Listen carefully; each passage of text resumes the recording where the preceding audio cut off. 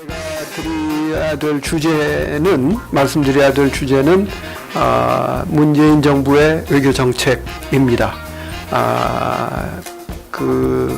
그에 관해서 간단히 말씀드리면서 제가 외교부 생활을 하면서 해외 근무를 하면서 느꼈던 점, 특히 외교 분야에서 어떻게 이 민주적이고 진보적인 가치를 구현할 것인가, 그런 것과 함께 좀 말씀을 드리고자 합니다. 우선 그러면은 이제 다음 주에는 미국 간에 이제 정상회담이 열리고 그 또 다른 이제 큰 역사적 의미가 있는 새로운 계기가 될 것으로 믿기 때문에 우선 거기에 대해서부터 말씀을 드리겠습니다. 제가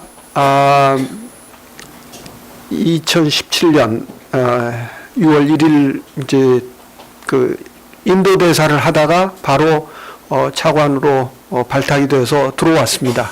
그리고 그때는 이제 서로 한반도에서 전쟁이 날 것처럼 굉장히 어려운 상황이었습니다. 미사일 발사도 있었고 3차 핵실험도 있었고, 그리고 트럼프 대통령과 서로 이 Fire and Fury 뭐 그런 위협, 협박이 상호 진행되는 그런 상황이었습니다. 그해 2017년 12월 15일 날 일본이 안보리 비상임 회원국으로서 의장을 맡았을 때 안보리에서는 한반도 문제에 대한 특별 세션을 가졌습니다. 그래서 제가 강요급 세션이어서 제가 갔었는데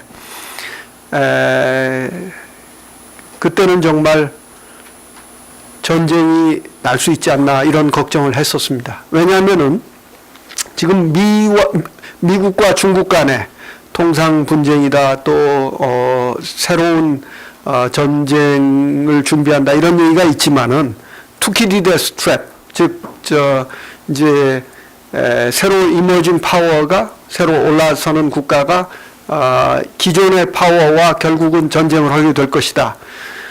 저는 그렇게 믿지는 않습니다.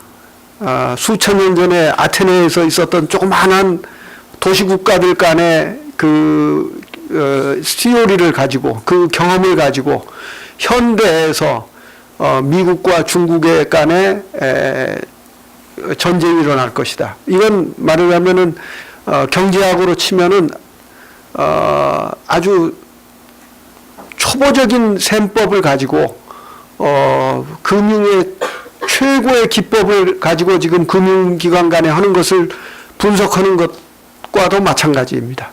지금 CNN이 있고 서로 무역과 투자가 진행이 이루어져 있고 이런 상황에서 그렇게 쉽게 전쟁으로 이루어질 것이라고는 생각지 않습니다.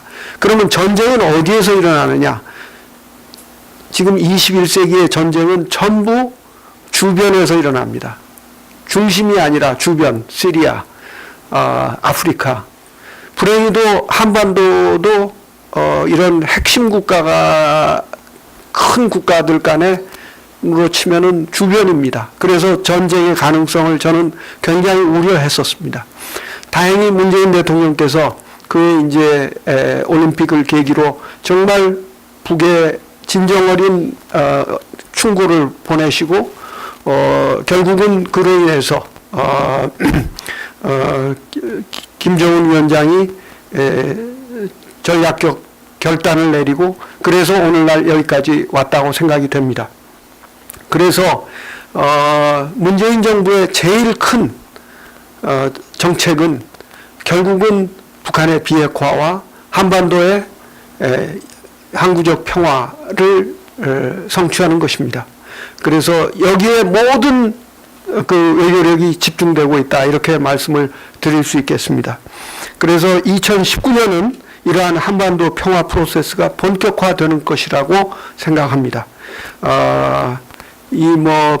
어떻게 될 것이냐, 이번에 과연 영변에 북한 핵시설을 신고할 것이냐, 이런 많은 디테일이 있고 또 회의적인 시각들도 많이 있다고 생각을 합니다. 그러나 지금까지 진행된 것으로 복원되는 우리가 앞서 말씀드린 바와 같은 그런 전쟁의 위험에서 빠져나왔다는 것만 해도 저는 문재인 정부의 큰 성공이라고 생각하고, 이것에 만족하지 않고 정말 비핵화를 충실히 진행시켜 나가고, 그리고 이를 바탕으로 그 한반도의 그 항구적인 평화를 건설해야 된다고 생각을 합니다. 이러한 그 대통령의 비전에 관해서는 그 일부 무슨 뭐 한반도를 우리 한국을 북한에 뭐 바치려고 한다부터 시작해서 정말 너무나 말도 안 되는 말이 있습니다. 말들이 난무하고 있습니다만은 우리가 그 중심을 잡고 이러한 그 비전을, 대통령의 비전을 실현시켜 나가야 될 것이라고 생각합니다. 왜 이렇게 늦게 속 시원히 빨리 진행이 못 되느냐? 그건 어쩌면 너무나 당연한 것입니다. 김정은 입장에서는 도저히 이대로는 안 되겠다, 이대로 가다가는 큰일 나겠다 하는 판단을 내린 것 같고, 그 다음에 그동안 그 있었던, 예를 들어 아버지 때와는 달리 이 사람은 젊은 사람으로서 30년, 앞으로 30년을 생각하면은 뭔가 경제 정책을 생각하지 않을 수 없고, 그래서 처음에 병진으로 나왔는데 이 두 가지가 그 핵보유국 겸 경제적으로 그 강성대국, 이것이 함께 갈 수 없다는 걸 깨닫고 지금 이렇게 하려고 그러는 것인데, 갑자기 지금 그 뭐 김영철이라든지 그 밑에서 그렇게 일사불란하게 따라갈 수 있겠느냐? 처음부터 저희들은 회의적인 시각을 가진 사람들이 많았습니다. 그건 왜 그러냐면은 북한의 체제상 이게 그렇게 그런 방향으로 움직이다가 뭐가 잘못되면은 자기가 어떻게 될 것인가, 뭐 등등 여러 가지 이유에서 이게 늦어질 수밖에 없을 것으로 생각을 했고, 그동안 그 우리 정부에서는 북한에 정말 좋은 다른 길을 택하면 이런 것이 기다리고 있다는 것을 잘 보여주고, 또 미국에 대해서는 이리로 가는데 그냥 쉽게 가는 것이 아닙니다. 그 비핵화를 이루는 데 있어서도 선뜻 북한 입장에서 한꺼번에 다 내밀었다가 리비아 케이스처럼 될 것이 아닌가 우려할 수 있다는 것을 잘 알고 있기 때문에 그 포뮬라를, 즉 비핵화의 방법, 메소돌로지를 잘 만들어서 주는 것이 우리 정부의 그동안의 입장이었고, 사실은 그런 역할을 상당히 해왔다고 저희들이 자부를 합니다. 그래서 이런 것들이 이제 실무적으로 어렵지만은 서로 협의를 거쳐서 이제 드디어 이제 이번 2차 정상회담에서는 1차 센토사 합의록에 나왔던 것들을 구체화시키는 것이 이제 조금씩 나오리라고 생각을 합니다.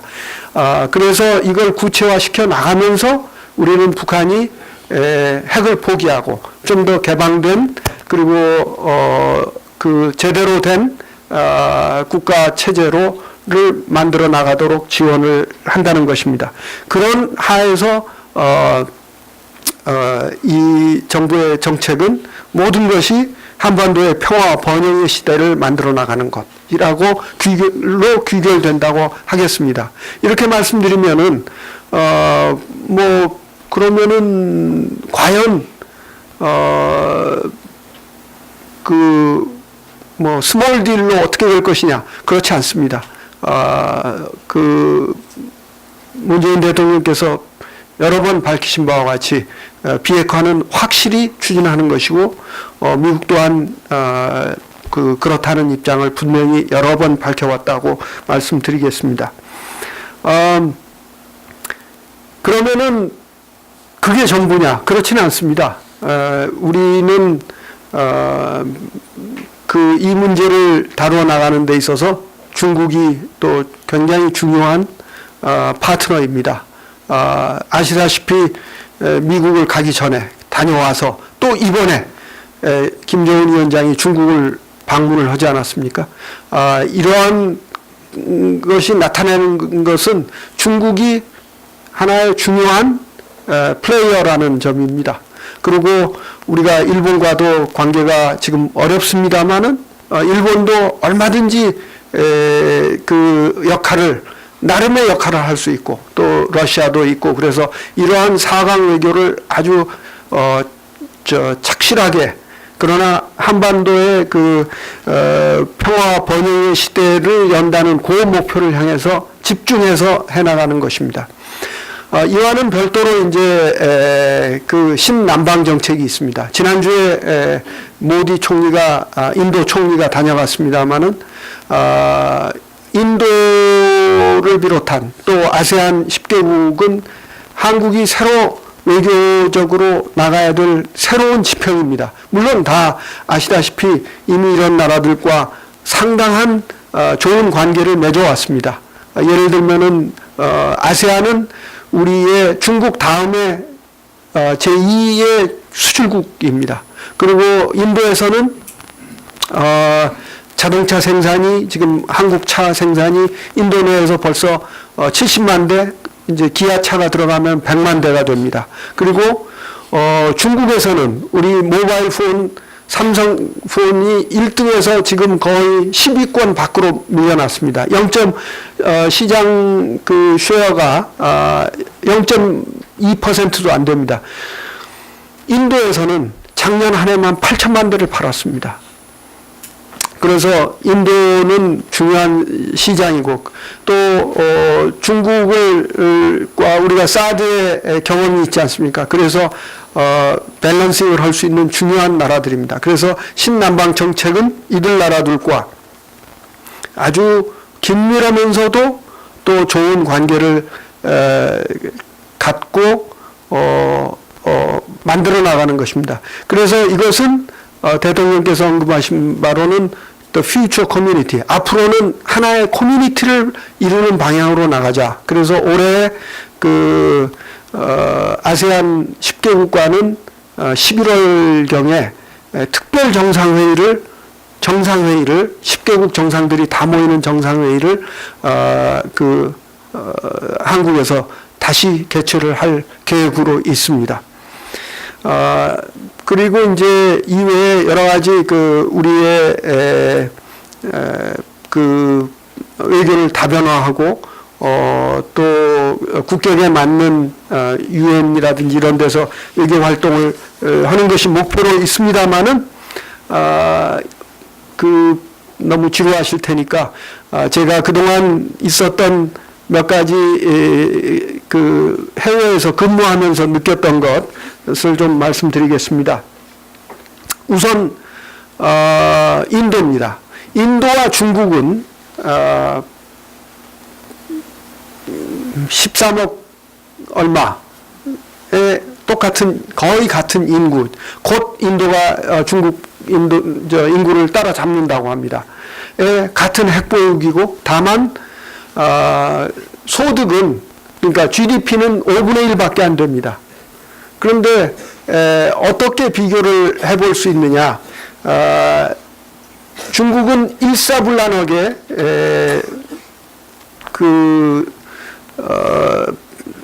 당 지도 체제로 해가지고 밑에 5억이라는 거대한 인구가 절대 빈곤으로부터 탈출을 했습니다. 그리고 계속해서 발전을 해 나갈 것으로 보입니다. 반면에 인도는 1947년에 독립한 이래 지금까지 단 한 번도 쿠데타가 일어나지 않은 나라입니다. 왜냐하면 영국의 민주 정체를 천천히 다 습득을 해가지고 민주주의를 철저하게 해온 나라입니다. 그러나 어떤 것이 문제냐면 제가 가서 보니까 이 민주주의의 비효율의 극치입니다. 그래서 한국 기업들이 예를 들면은 무슨 일이 나면은 만약에 재판으로 간다. 그러면은 한 10년 걸린다고 생각을 하는 것입니다. 그리고 엄청난 돈이 들어갑니다. 뇌물이 들어가고. 그래서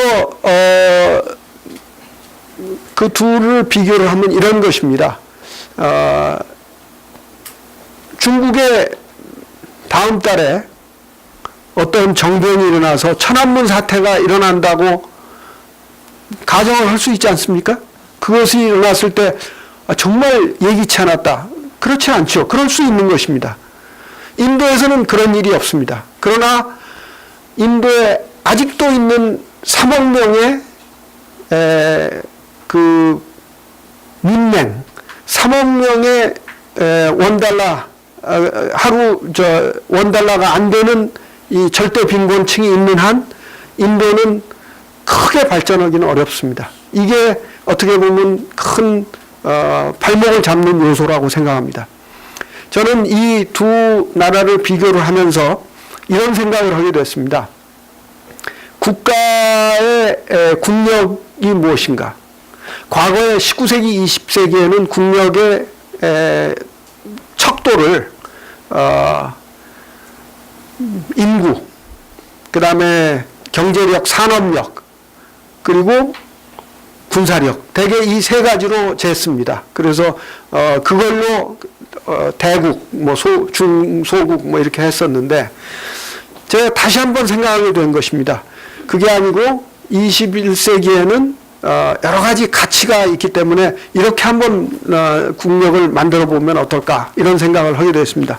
그것은 여러분 X, Y, Z축으로 해서 이런 육면체를 만든다고 생각해 보면은 X축은 뭐냐면은 governance의 efficiency입니다. 얼마나 효율적인가. 그 나라의 governance가 그건 꼭 정부만의 governance는 아닙니다. NGO도 있고 정당도 있고 뭐 이런 governance가 과연 낭비 없이 잘 이루어지는가. 그게 하나의 X축이고 Y축은 뭐냐면은 국민들 다수가 여기에 참여하는가. 그래서 다수가 참여하려면 페어해야 되지 않습니까? 공정한가. 얼마나 공정한가. 그 다음에 Z축은 뭐냐면은 그럼에도 불구하고 국민들이 얼마나 자유스럽게 뭐 정부 비판해도 되고 하는 언론이 얼마나 살아있고 하는 그 프리덤. 왜냐하면은 중국의 경우는 제가 중국 학자하고 얘기를 하다가 당신들은 내가 만들어낸 지수에 의하면은 피자 박스다. 이 사람 중국 교수가 하도 자랑을 해서 제가 이렇게 비꼬아 준 겁니다. 왜 피자 박스냐? 상당히 중국은 이피션트합니다. 사실 전 세계적으로 그만큼 정부의 정책이 그 큰 나라에서 끝까지 잘 스며들어서 이행되는 나라는 흔치 않습니다.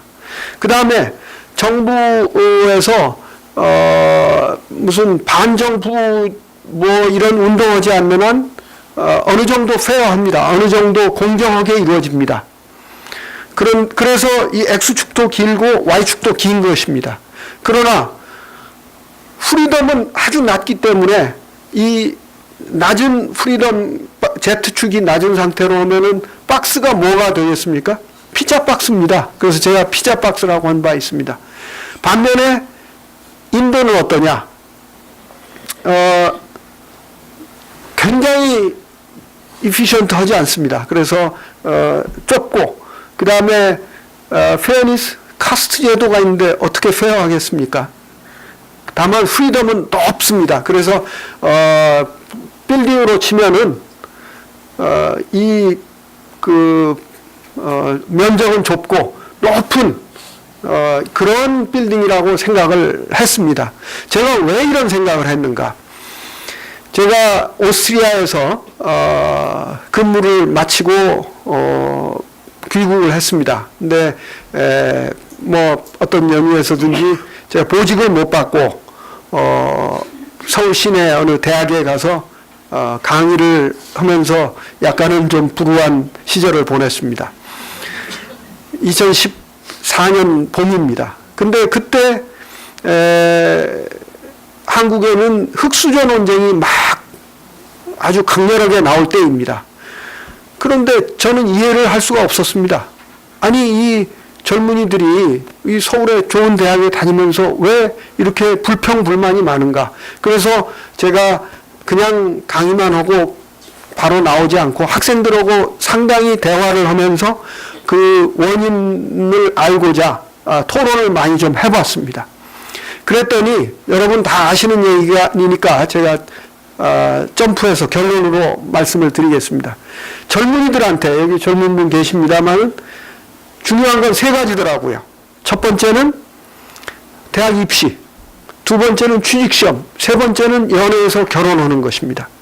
그런데 이 세 가지가 전부 뭔가 찜찜한 겁니다. 저희가 대학 입학시험 볼 때에는 뭐 그게 창의력이 말살되는 교육기관 어쩌면 그런 건 그만두고라도 누가 불평을 할 수는 없었습니다. 왜? 뭐 예비고사 성적대로 하니까 그것에 부정이 있다고는 생각지 않으니까. 그런데 요즘은 어떻습니까? 뭐 학종인가도 있고 자술서도 내고 뭐 어디 갔다 온 것도 내고 그러더니 결국은 어디 잘 사는 지역에서 좋은 학교를 많이 가더라.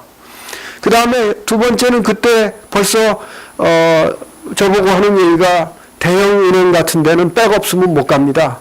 김현장은 백 없으면 못 갑니다. 그래서 제가 아유 그럴 리가 있느냐 그랬는데 일부지만은 사실로 드러났습니다. 그리고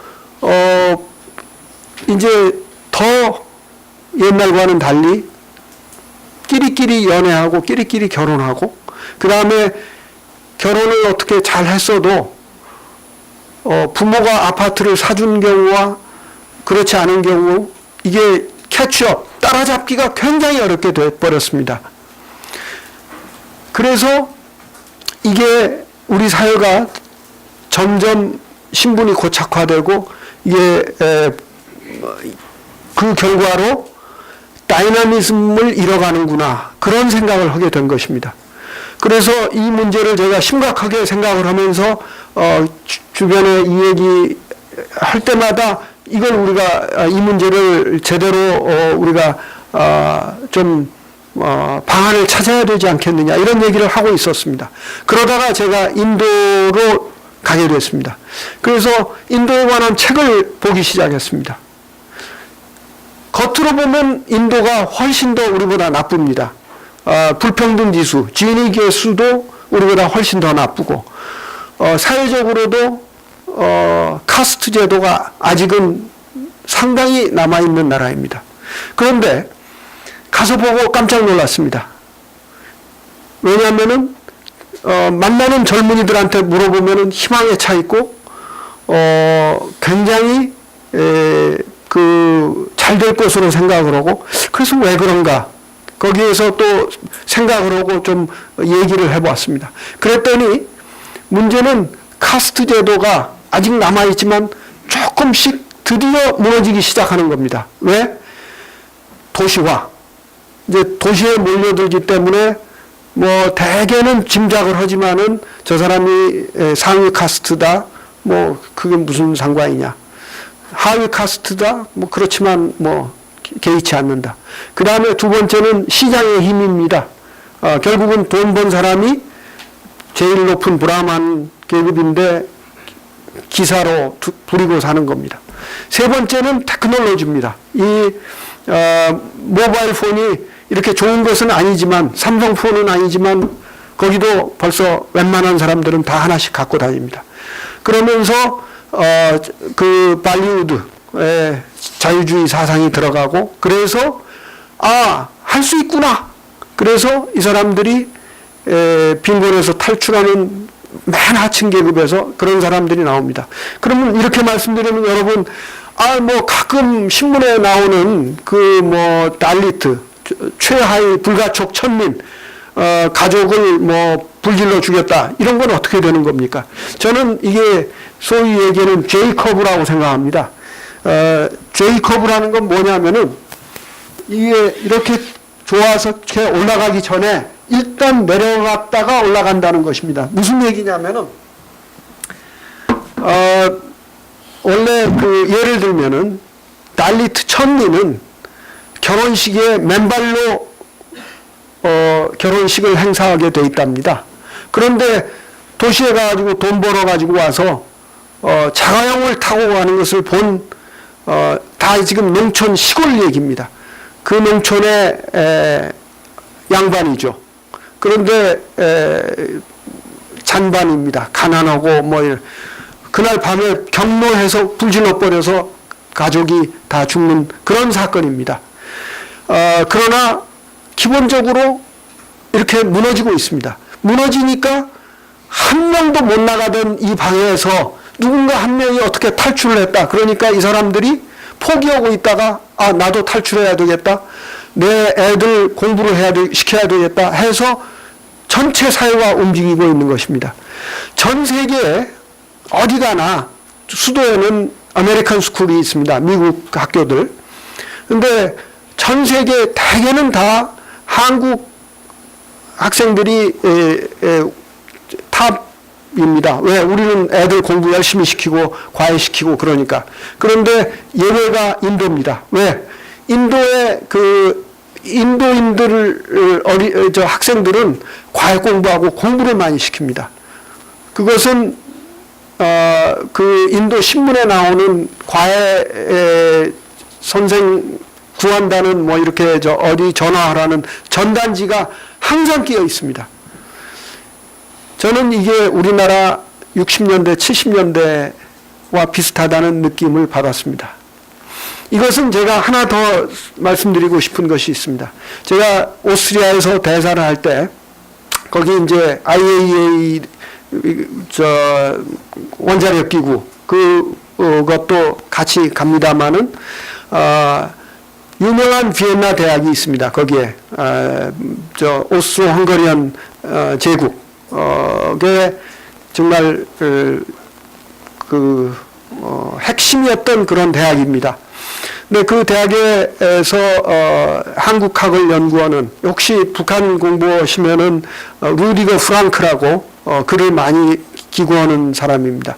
근데 이 교수가 저에게 제안을 해왔습니다. 하루는 2013년이니까 한국전 종전 60주년이 되는 것입니다. 세미나를 거기 유명한 중국 학헌은 석학이 중국 입장에서 본 6.25 전쟁, 그리고 자기가 북한 입장에서 본 6.25 전쟁, 저보고 남한 입장에서 본 6.25 전쟁 각각 발표를 하고 토론을 하자는 겁니다.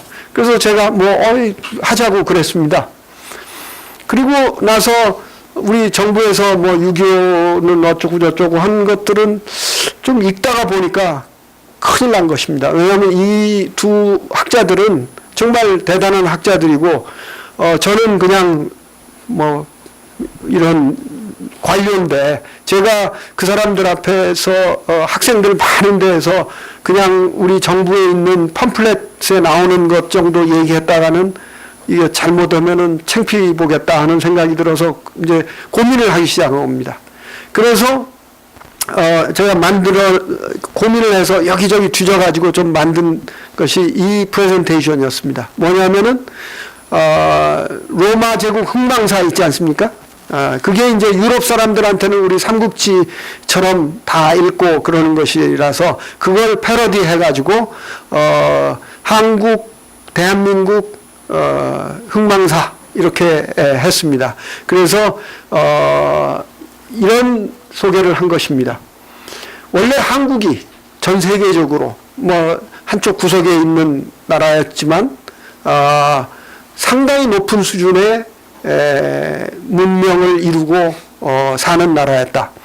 그 가장 융성했던 때는 세종시대에 우리의 문자를 만들고 과학기술도 발전시키고 그랬는데, 그때부터 좀 점차 유교, 특히 주작을 너무 탐닉해가지고 우리 그 선조들이 중국보다 더 중국적인 이 그 정신 세계에 팔려가지고 우리가 결국은 국권을 잃어버리게 됐다. 그것도 다른 나라도 아닌 우리가 문명을 전해주던 일본의 우리의 국권을 잃어버리게 됐다. 그러나 우리 대부분의 한국 사회는 2조 후반기에 그 체제를 그대로 유지했다. 즉 어떤 체제냐면은 상당히 클래스 오리엔티드, 이 계급적인 사회고, 그 다음에 상당히 이념적인 사회고, 끝으로 그 바깥으로 나가는 것이 아니라 수구초심, 항상 고향을 지켜야 되고, 이런 그 어떻게 보면은 이 스태틱, 정적인 사회였다. 그런데 6.25 오늘 토론하는 6.25의 파라독스는 뭐냐면은 우리가 6.25를 통해서 얼마나 많은 그 희생을 치르고 정말 많은 고통을 겪었지만은 하나 어떤 긍정적인 것을 찾아본다면은 6.25를 통해서 거의 모든 every village, 모든 농촌 어디든지 다 젊은이들이 징집돼서 나가고, 그 다음에 그 북에서 밀려온 그 난민들이 다 들어가고, 그리고 6.25가 끝나면서 6.25 중간에도 그랬지만은 도시화가 급격히 진행되면서 사람들이 다 도시로 가고 이러는 가운데 소셜 업히벌, 이 사회 대변혁이 이루어졌다. 그래가지고 우리 집 마름 이던 사람이 가서 성공해서 큰 기업을 일구었다. 그 다음에 머슴쯤 얻은 사람이 군에 가가지고 어떻게 돼서 그 별을 달았다. 이런 성공 사례가 하나 둘 나오면서 다 국민들이 할 수 있다. 이렇게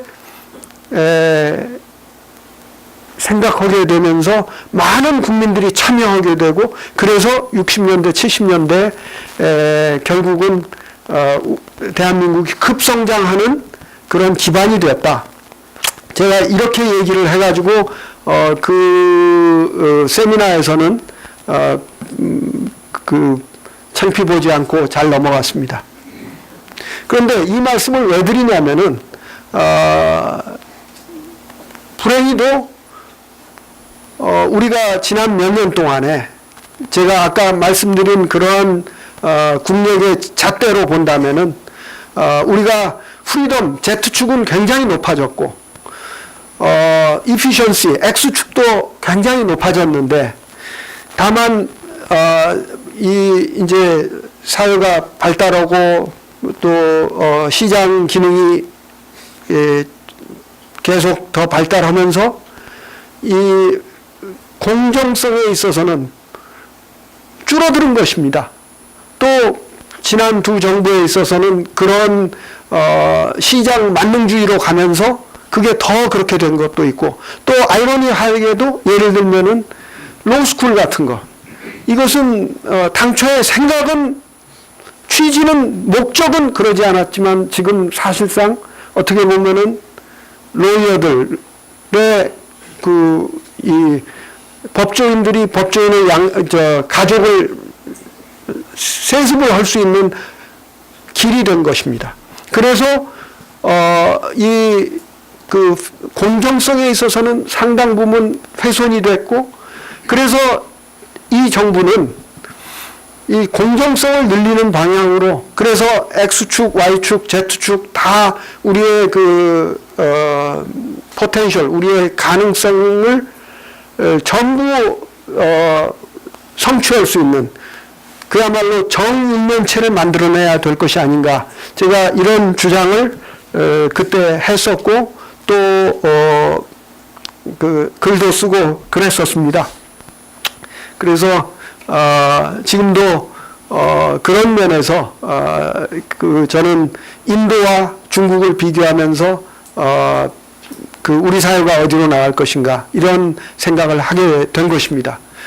그러면 뭐 여러분 중에는 기껏 인도, 중국을 비교하면서 우리가 지금 거기에 뭐 이런 나라들이 우리의 참고가 될 것이냐 이렇게 말씀을 하실 겁니다. 제가 과거에 국장 때니까 2000년 초입니다. 그때 막 생긴 그 국제대학원에 강의를 좀 한 적이 있습니다. 그때 했던 것이 뭐냐면은 여러 국제대학원이니까 외국 학생들도 많고 그러는데 이 질문을 항상 가지고 시작을 했습니다.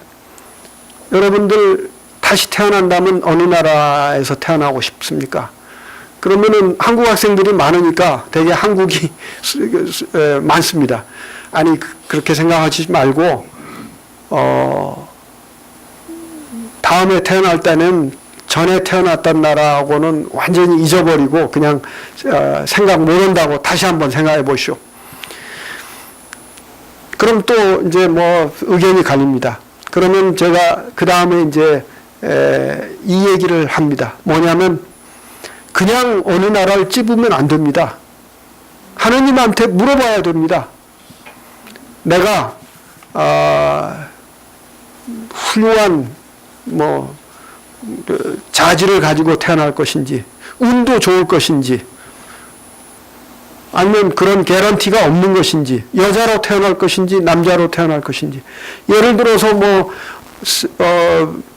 사우디의 왕족으로 태어난다면은 얼싸 좋구나 하고 했는데 거기 여자로 왕족이지만 여자다. 별로 좋은 것 같지는 않습니다. 또 뭐냐면은 다른 케이스를 설명을 하면서 제가 이런 얘기를 하는 이유는 뭐냐면은 사실은 자기 능력도 있고 서포트도 되고 운도 좋고 그러면은 미국이 제일 좋을 것 같습니다. 왜? 거기는 정말 자기가 가진 희망, 꿈 이런 것을 100% 할 수 있는 그런 사회입니다. 자기만 다 능력이 닿고 열심히 한다면은. 그러나 질문은 이겁니다. 그러기를 바랬는데 미국의 흑인 남성으로 할렘 같은 데서 태어나면 어떻게 될 것인가? 그러면은 10명에 1명은 많은 시간을 교도소에서 지내고 또 상당한 숫자가 총 맞아서 일찍 죽습니다. 따라서 이런 개런티가 없다면은 예를 들어 불구로 태어날 수도 있고 그렇다면 어떻게 할 것이냐? 개런티가 없다면은 당연히 웰페어 스테이트 유럽입니다. 그럼 왜 이 얘기를 하느냐? 여기서 공부를 하려고 하는 것은 우리가 어떤 커뮤니티를 만들 것인가? 미국은 왜 그러냐면은 항상 새로운 이민자가 유입이 됩니다. 그래서 그렇게 잘 사는 나라 중에 그렇게 못 사는 인구가 많은 나라는 전 세계에 없습니다. 어떻게 보면은 자발적 노예를 기반으로 하는 나라라고 볼 수가 있습니다. 예를 들어 뉴욕에 여러분 가보시면 델리샵이라고 한국인들이 주인인 가게들이 있습니다. 그 지하에 가보면은 그냥 하루 종일 일만 하는 사람들이 있습니다. 그러나 그 사람들은 자기 나라보다는 나으니까 온 사람들이고 적어도 자기 나라의 어떤 나라의 경우는 거기서는 위험 요소가 많은데 여기는 그런 것은 없으니까 또는 내 자식을 위해서 온 사람들입니다. 그러나 노예처럼 일하는 사람들입니다. 이 사람들은 그 위에 위층에 그 월드 오브 아스토리아 호텔에서 200만 불짜리 결혼식을 하는 사람들하고는 이 사람들 서로 같은 사람이라고 생각지를 않습니다. 그러니까 경제 정책도 그렇게 완전한 시장 위주로 가는 것입니다. 반면에 유럽의 웰페어 스테이트, 복지국가는 어떠냐? 서로 같은 사람들입니다. 그렇기 때문에 너무 격차가 소위 불평등이 심화되면은 혁명이 일어날 가능성을 항상 염두에 두는 것입니다. 그리고 또 있습니다. 이런 동질성 플러스 유럽의 경우는 체제 경쟁을 했습니다. 냉전 시대에. 우리가 마찬가지입니다. 우리가 북한에서 농지개혁을 해가지고 초기에 그러니까 우리도 사실은 농지개혁을 빨리 한 것입니다. 우리가 지금은 북한 체제를 우리가 경쟁 상대로 간주조차 안 합니다만은 우리가 한참 더 잘 살게 된 80년대까지는 적어도 60, 70년대에는 체제 경쟁이라는 걸 생각하지 않을 수 없었습니다. 그래서 전체 국민을 생각하는 경제 정책을 쓰지 않을 수 없었던 것입니다. 우리뿐이 아니라 유럽도 마찬가지입니다. 그 다음에 세금도 마찬가지입니다. 유럽, 우리나라는 우리나라 땅에서, 유럽의 경우는 유럽에서 전쟁을 했습니다. 그렇기 때문에 세금을 높이, 모든 전력 투구를 하기 때문에 세금을 높이 둘 수밖에 없었습니다. 반면에 미국은 스몰 거버먼트, 이 사람들의 꿈은 그냥 정부는 필요한 최소한만 하는 것입니다. 지금 공화당 정부가 추진하고 있는 것처럼. 그래서 이 말씀은 제가 왜 드리냐면은 우리 정부가 어떤 방향으로 나갈 것인가 하는 것에 대한 여러분들께서 성찰을 하시고 하시는데 조금이라도 참고가 되도록 말씀을 드리는 것입니다. 그러면은 제가 반미주의자냐? 그렇지 않습니다. 외교는 현실에 기초하는 것입니다. 그리고 외교는 국가 간의 관계이지, 그 나라가 어떻게 운영된다고 그래서 그걸 우리가 재단하거나 그럴 수 있는 우리가 여유가 없습니다. 제가 항상 우리 외교부 동료들에게 하는 얘기입니다. 우리나라는 뉴질랜드 같은 나라가 아니다. 내 코가 석자인 나라다. 이런 얘기를 합니다. 즉 뭐냐면은 우리는 한반도에서 평화를 지켜내야 되고 궁극적으로는 평화 통일을 해야 되는데 외교에서 너무 이념적으로 하다가는 이건 우리 국익을 놓친다. 이런 얘기를 합니다. 대한민국이 이제 원조를 받던 나라에서 원조를 주는 나라로 됐습니다. 원조를 어디에 줄 것인가, 어떻게 줄 것인가, 이것은 그렇게 쉬운 문제는 아닙니다. 제가 그런데 원조 공여국 회의를 가보면은 이게 모여서 뭘 하는 회의인가 이런 생각을 하게 됩니다. 왜냐하면은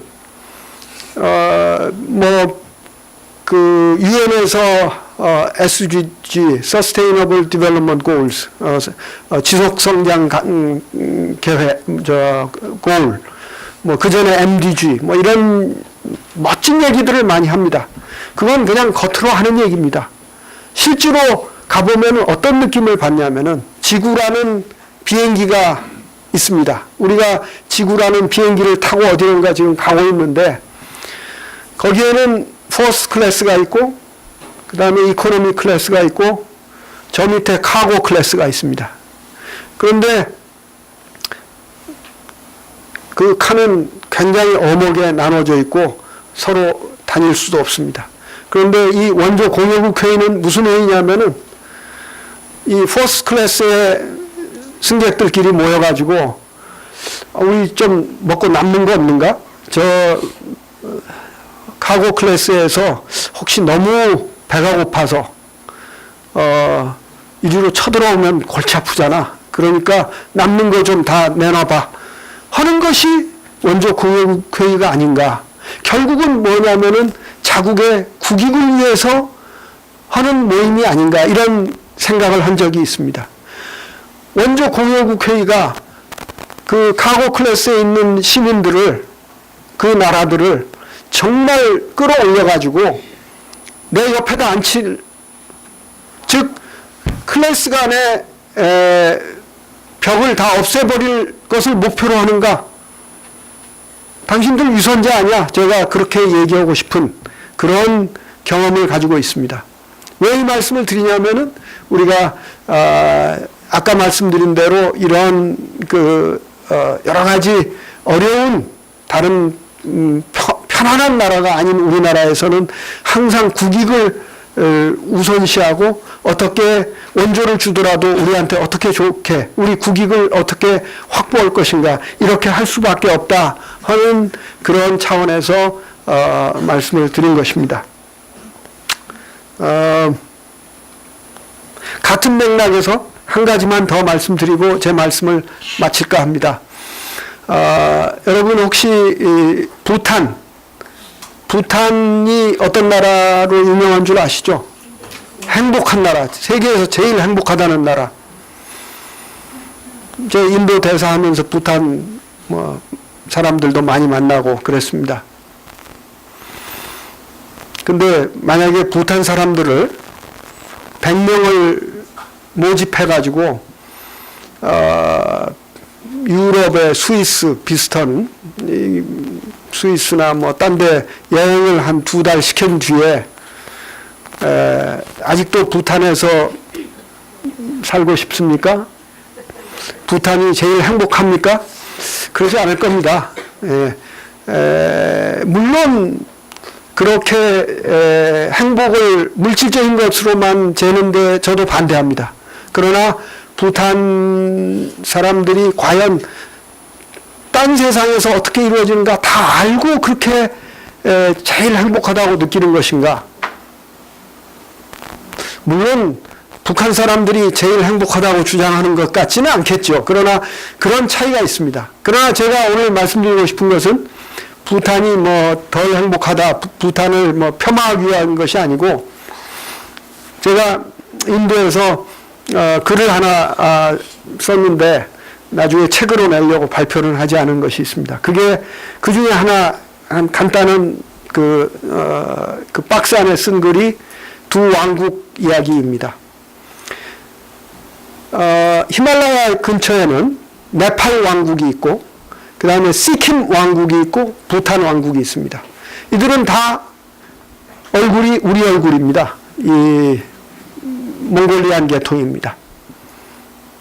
그러다가 이제 네팔에는 인도 아리안들이 많이 들어가 가지고 조금 또 다른 얼굴도 나오고 있습니다.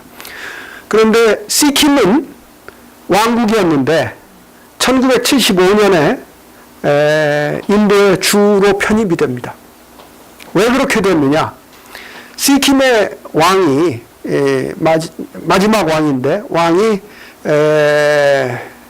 이 네팔의 부탄의 공주와 결혼을 합니다.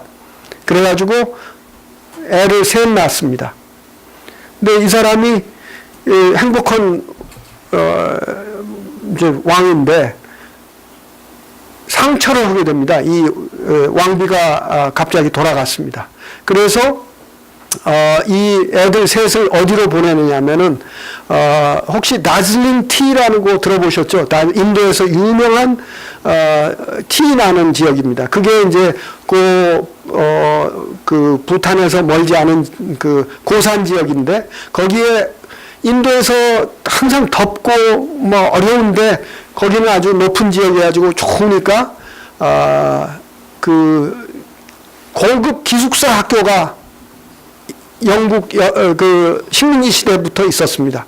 거기에 애들 셋을 보낸 겁니다.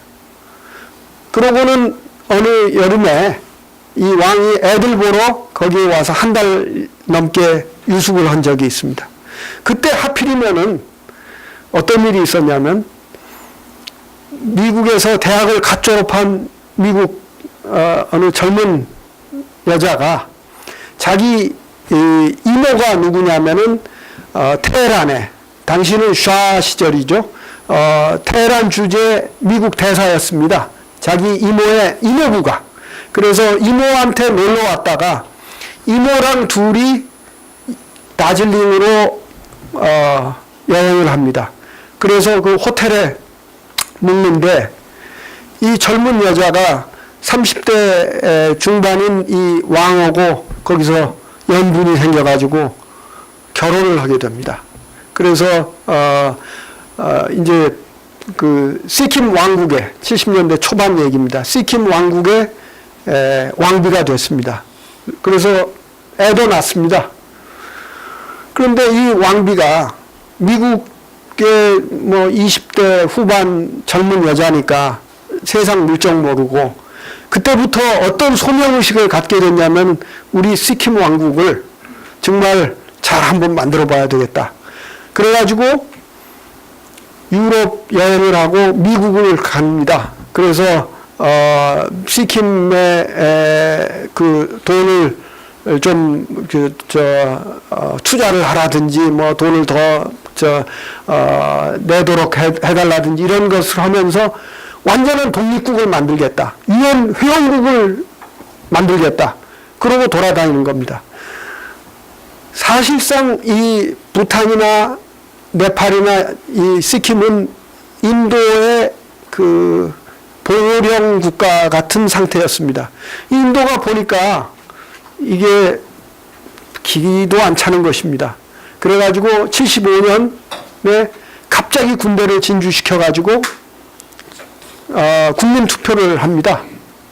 근데 놀라웠게도 90% 이상이 인도의 주가 되겠다 해가지고 이 왕비와 함께 태국으로 망명을 합니다. 물론 아무런 위협 없이. 왜 그럼 그렇게 됐느냐? 인도가 굉장한 인센티브를 준 것입니다. 국민들한테. 그리고 그동안에 이제 그 왕의 실적이라든지 이런 것 때문에 그렇게 된 것입니다. 반면에 부탄은 어떻게 됐냐면 자기들의 한계를 알고 이 묘하게 인도와 잘 협력을 해가지고 지금 이제 가장 행복한 나라가 됐습니다. 그래서 부탄은 지금도 외교 관계를 예를 들어 대한민국하고는 맺고 있는데 중국하고는 맺고 있지 않습니다. 부탄은 그 안보리 상임이사국 5개 나라와는 외교 관계를 맺지 않고 인도를 통해서 아주 묘한 외교를 하고 있는 것입니다. 우리나라가 부탄은 아닙니다. 그런 정도는 아니고 제가 얼마 전에 그 미국, 중국 학자들 모인 데 가서 그 세미나에서 축사를 할 경우가 있었습니다. 그래서 조크로 이렇게 얘기를 했습니다. 흔히 한국을 슈림프, 뭐 그 새우의 비유를 하는데 최근에는 새우가 아니고 우리가 많이 컸다. 돌핀이다. 큰 고래 옆에 있는 돌고래다 하고 얘기를 한다. 그런데 뭐 항상 그런 그 비유라는 것이 딱 맞아 떨어지는 건 없다. 내가 어떤 것이 맞다고 얘기하고 싶지는 않다. 그러나 돌핀은 좀 마음에 드는 이유가 돌핀이 이 웨일보다는 훨씬 더 영리하기 때문에 그렇다 해서 막 웃은 적이 있습니다. 우리는 어떤 나라냐면은 이런 것입니다. 청의 그 황제 하나가 제 기억에 청나라를 거의 완성시킨 그 황제인데요. 대만을 복속시키려고 군대를 2번 보냅니다. 그런데 다 실패했습니다. 그래서 3번째 보내려고 그러니까 조정 신하들이 이거 막 만류시키고 그러고 있는데 대만의 그 번주가 이 서한을 보내왔습니다. 화해합시다. 우리가 당신한테 복속하겠습니다. 다만 조선과 같은 위치를 주시기 바랍니다. 그러니까 이 청 황제가 부르르 떨면서 세상에 조선은 조선 하나밖에 없다. 그런 얘기를 한 것이 기록에 나옵니다. 무슨 얘기냐면 우리 선조가 중국에 대해서 4대 외교를 했다. 그렇지만 얼마나 현명하게 외교를 했는가 하는 것이 드러나는 것입니다. 즉 우리는 그런 과정에서도 나름대로 우리 독립을 유지하고 해가지고 독특한 위치를 우리가 받아낸 것입니다. 그런 위치를 대만에 주지 않겠다고 이 청 황제가 얘기를 한 것입니다. 아시는 바와 같이 우리가 명청 교체기에도 그 명에서 우리에게 출병 요구를 합니다. 그러니까 우리가 미국으로부터 이라크 파병 요청 받고 그때 참여정부 때 정말 참 어려운 문제를 어떻게 풀까 고민하고 그랬는데 그게 처음은 아닙니다. 사실은 우리 역사에. 그때 우리 왕은 어떻게 했느냐? 한 번은 농번기라서 도저히 보낼 수 없다고 핑계를 한 번 댔고, 두 번째는 보냈는데 비밀리에 지령을 내립니다. 그래서 가서 바로 손들고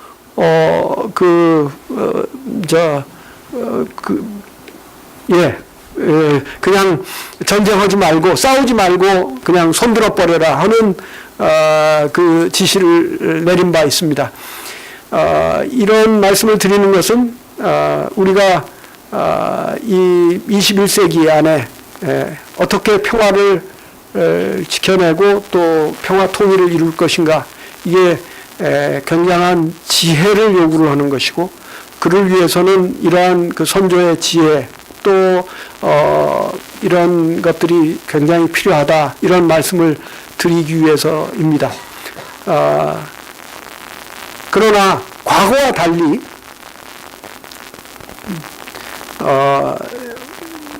이러한 결정을, 파병 결정을 왕 혼자 내리는 그런 것은 아닙니다. 지금은 국민들이 결정을 하고 국민의 의사를 따르고, 이 SNS 시대에는 국민의 뜻을 거슬러서는 안 됩니다. 그래서 저희들이 이번 정부에 들어가지고 공공외교, 국민외교를 강화하고 있습니다.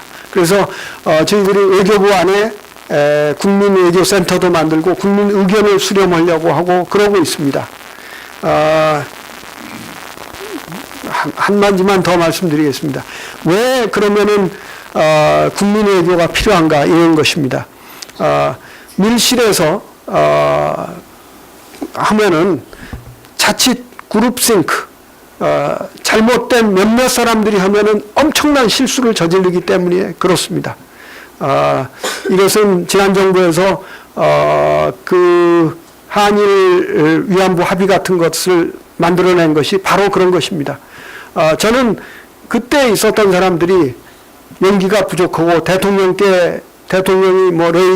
레이저를 쏘더라도 가서 얘기를 하고 그랬어야, 그런 것이 부족하다고 느끼지, 그 사람들이 애국심이 부족하다고는 느끼지는 않습니다. 생각지는 않습니다. 그러나 그때 모여 앉아가지고 일본이 드디어 정부 돈이 들어온다, 그러니까 이것은 조금 더 나은 것이니까 이대로 하자 해가지고 합의를 한 것입니다. 대단히 잘못된 결정이었습니다. 이런 그룹싱크의 오류에 빠지지 않으려면은 국민 여러분과 소통하고 국민 여러분의 의견을 듣고 현명한 방향으로 외교 정책을 만들어 나가는 것이 중요하다고 생각을 합니다. 그런 차원에서 저희들이 국민외교, 공공외교를 또 열심히 하고 있다는 점을 말씀을 드립니다. 이 정도로 말씀드리고 남은 시간은 제가 여러분들 질문하시면 성실하게 답변해 드리겠습니다. 감사합니다.